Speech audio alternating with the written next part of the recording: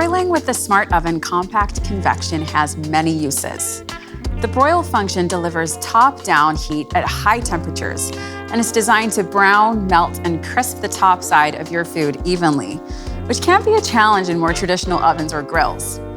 It's excellent for cooking various cuts of meat, poultry, fish, sausages, and vegetables, as well as open sandwiches. Today, we're making a delicious open steak sandwich. So let's look at how to set up your Smart Oven Compact Convection to do it. First, insert the wire rack into the middle position with the rack spoke facing upwards. Use the top position for thinner meats and middle position for thicker cuts. Drop the broiling rack into the pan and place your steak in the center so that the Element IQ system can move heat around the steak evenly for optimal results. Use the function dial to select the broil function.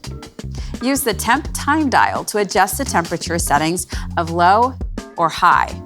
Adjust the cooking time with dial.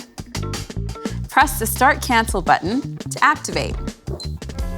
You'll see the orange LCD display and the timer commence the broiling countdown. The Smart Oven Compact Convection really takes the thinking out of cooking with the broil function. Now it's your turn to taste test this delicious open steak sandwich. Time to get broiling, my friends.